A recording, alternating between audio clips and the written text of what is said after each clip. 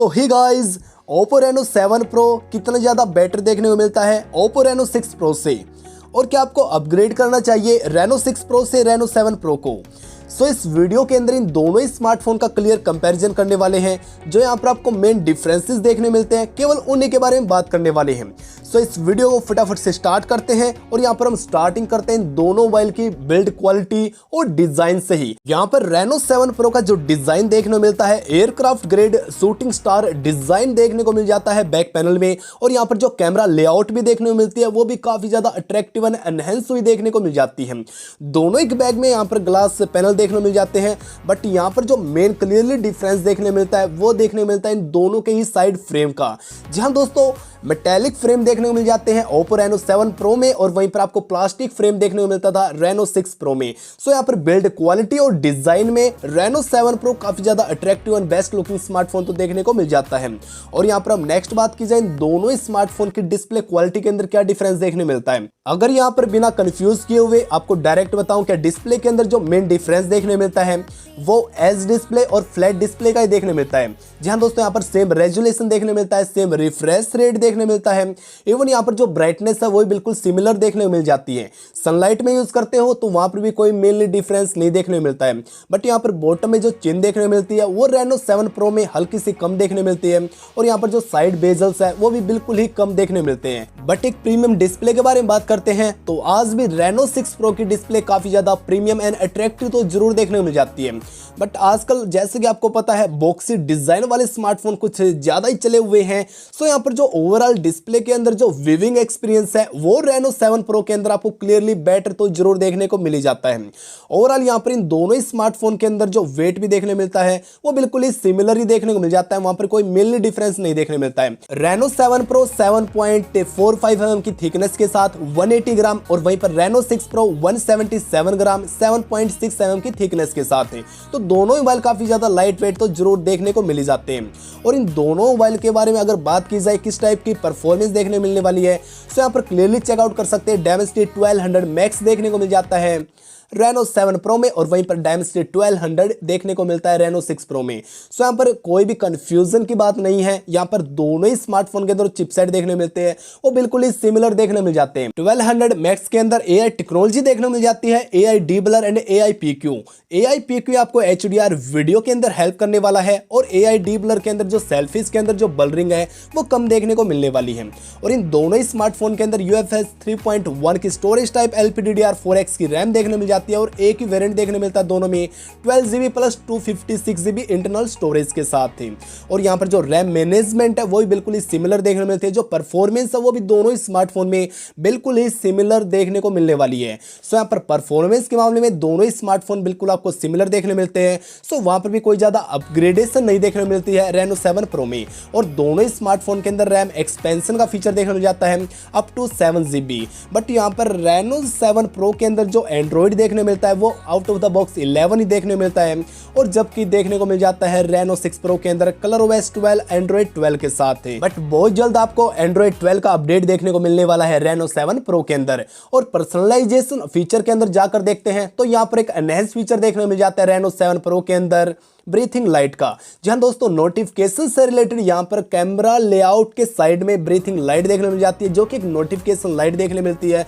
एक ये एनहेंस हुआ फीचर, एक अट्रैक्टिव फीचर तो जरूर देखने मिल जाता है Reno 7 Pro के अंदर। और यहाँ पर हम नेक्स्ट बात की जाए दोनों मोबाइल के कैमरा क्वालिटी, कैमरा डिफरेंसेस के बारे में। यहाँ पर आप बता दूं Reno 7 Pro के अंदर ये मेजर हाईलाइट डिफरेंस तो जरूर देखने को मिल जाता है।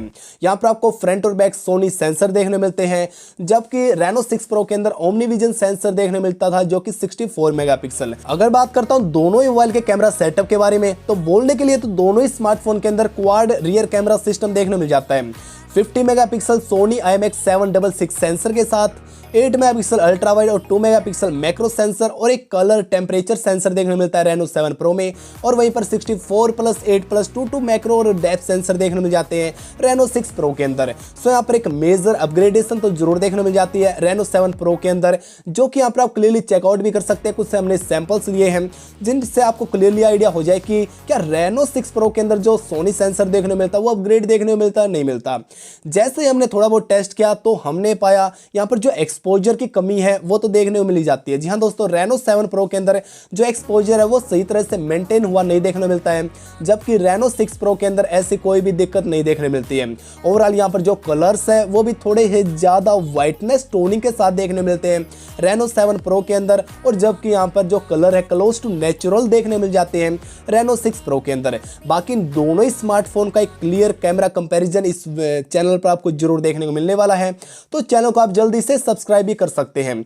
और जितना मैंने इन दोनों ही कैमरास को टेस्ट किया है सो वहां पर इतना ज़्यादा कोई ना मेजर अपग्रेडेशन नहीं देखने को मिला है। जैसे कि यहाँ पर आप क्लियरली चेकआउट भी कर सकते हैं, रेनो 6 प्रो के अंदर जो कलर टोन देखने मिलती है क्लोज टू नेचुरल देखने मिल जाती है, और वहीं पर आपको वाइटनिंग ज़्यादा टोन देखने को मिलती है रेनो 7 प्रो के अंदर। बट यहाँ पर जूमिंग के अंदर जो क्लियरिटी है वो रेनो 7 प्रो के अंदर बेटर देखने को मिल जाती है। और जैसे कि यहाँ पर जो HDR है वो भी काफ़ी अच्छी तरह से वर्किंग करता है दोनों ही स्मार्टफोन के अंदर, बट यहाँ पर जो HDR के अंदर जो क्वालिटी है वो भी रेनो 7 प्रो के अंदर बेटर देखने को मिल जाती है। AI डीबलर है ना वो यहाँ पर हल्का सा वर्किंग करता हुआ तो मुझे बिल्कुल ही क्लियर दिखाई देखने को मिल रहा है। सो यहाँ पर सेल्फीज और रियर कैमरा के अंदर रेनो 7 प्रो के अंदर एनहेंसमेंट तो आपको जरूर देखने को मिलने वाली है, बट वीडियोस क्वालिटी के अंदर रेनो 6 प्रो से रेनो 7 प्रो के अंदर कोई भी अपग्रेडेशन नहीं देखने मिलती है। जहां दोस्तों रेनो 6 प्रो के अंदर 4K 30 FPS तक ही वीडियो शूट कर सकते थे, और वही same as it is Reno 7 pro के अंदर देखने मिलता है। यहाँ पर तो 4K 60 FPS का ऑप्शन मिलना ही चाहिए था, जिसकी वजह से यहाँ पर जो वीडियोस क्वालिटी है वो थोड़ी बेटर तो देखने को मिली जाती है। अल्ट्रा स्टडी 1080p 30 और 60 FPS के सेम एज इट इज आपको फीचर देखने मिल जाते हैं। AI हाईलाइट वीडियो से रिलेटेड सेम फीचर देखने को मिलते हैं। रेनो 6 प्रो के अंदर 4K 60 FPS तो बिल्कुल ही ऐड कर सकते थे, क्योंकि यहाँ पर सोनी IMX766 से सोनी का फ्लैगशिप सेंसर देखने को मिलता है। यहाँ पर 4K 60 FPS तो मिलना ही चाहिए था। ओवरऑल यहाँ पर कोई भी स्टेबलाइजेशन नहीं देखने मिलती है, रेनो 6 प्रो के अंदर भी नहीं देखने मिलती थी, और वहीं पर as it is Reno 7 pro के अंदर भी नहीं देखने मिलती है। कोई भी OIS स्टेबलाइजेशन दोनों में ही नहीं देखने मिलती है। बट इन दोनों ही स्मार्टफोन का एक क्लियर कैमरा कंपैरिजन इस चैनल पर आपको देखने को मिलने वाला है, वहीं से आपको क्लियर आइडिया तो जरूर हो जाएगा। और इन दोनों ही स्मार्टफोन के अंदर आपको सिमिलर बैटरीज देखने मिल जाती है 4500 mAh, और उनको रिचार्ज करने के लिए 65 वोट की सुपरबुक टेक्नोलॉजी के साथ चार्जिंग ब्रिक देखने को मिलती है।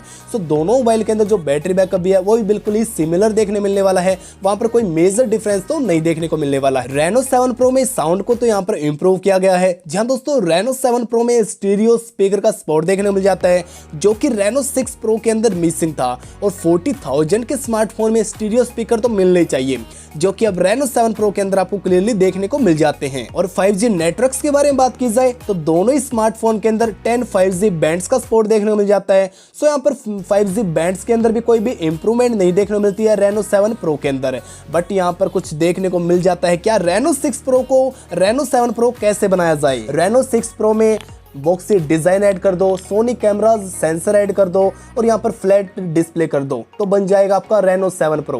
जी हाँ दोस्तों, कंपनी ने कुछ ऐसा ही ऐड किया है, बट यहाँ पर कैमरास के अंदर जो एनहेंसमेंट है वो देखने को मिल जाती है।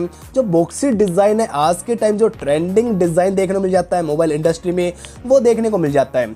अगर आपके पास रेनो 6 प्रो है तो आपको अपग्रेड करने की कोई भी जरूरत नहीं है। जी हाँ दोस्तों, यहाँ पर बिल्कुल ही एज इट इज लगभग फीचर ही देखने को मिल जाते हैं रेनो 7 प्रो के अंदर। बट अगर आप एक फ्लैगशिप स्मार्टफोन ओप्पो की तरफ से लेने की सोच रहे हो अंडर 40,000 में, तो आप रेनो 7 प्रो बिल्कुल परचेज कर सकते हैं। काफी ज्यादा बेटर क्वालिटी के साथ तो आपको देखने को मिल ही जाता है। सो गाइज, वीडियो में बस इतना ही था। वीडियो देखने के लिए आपका बहुत बहुत धन्यवाद है। तो मिलते हैं आपसे नेक्स्ट वीडियो में।